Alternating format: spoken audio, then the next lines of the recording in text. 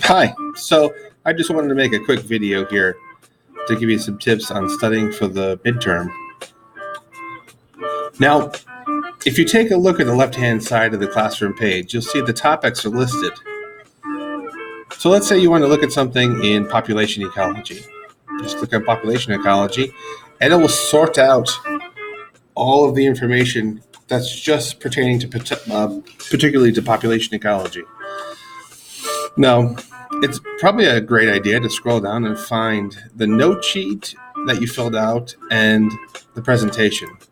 And it might be worth your time to go through a presentation to find out if you have any gaps in your understanding.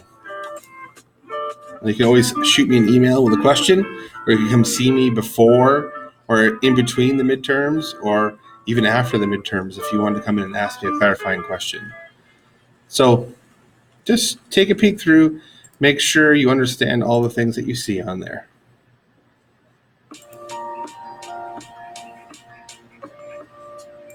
Now, some people like to just click on all the topics and then scroll all the way to the beginning of the semester.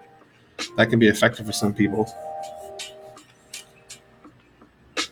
So this gives you a list of the topics as we studied them throughout this first half of the year. If we look at the actual midterm study materials, this right here is a list of questions that I tailored focused directly on the midterm itself. So if you know how to answer those questions and answer them well, then you'll be okay when it comes to the midterm. If you find yourself not understanding a question, that's when you would reach out to me and ask for clarification or ask for help.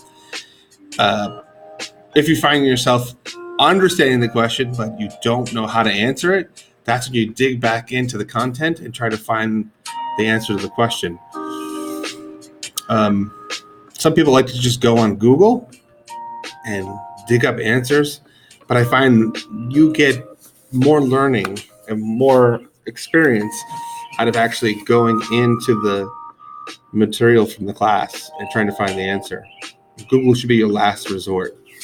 Now, back on the screen, we also have this midterm exam study guide, which is basically, it's a breakdown of all of the essential questions for each of those topics that we talked about. Now, I've been held up in this city for a while. We have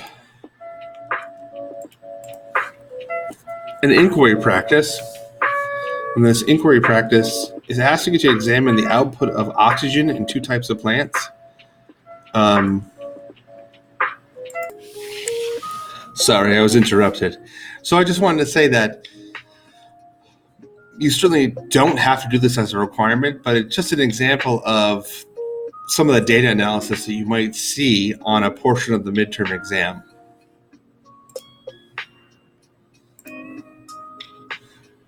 Here we have some essay questions.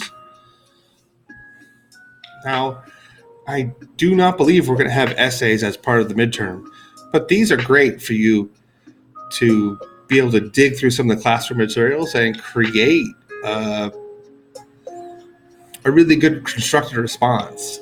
And that could pull in from a lot of different areas and help you solidify some of your understanding. Go back to the screen. Of course, I recommend, like I do for my children at home, that you go on to sites like Quizzes, where you can actually search for a topic and then practice the quiz on your own. And you can set it to tell you if the answers are right or wrong. You can also do a practice Kahoot. Now you can search by my name and you'll find some of the quizzes, but also use Quizlet.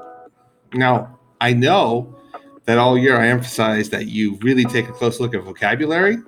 So I'd like you to do that and look at the note cards you created and look at the Quizlets that you created and maybe play some Quizlet games to help you prepare, because a large portion of biology is knowing the new words, not only the ideas, but knowing the words. So please remember, if you have any questions, just email me or send me a message on Remind, and I'll get back to you as soon as I can. And good luck studying for all of your midterms.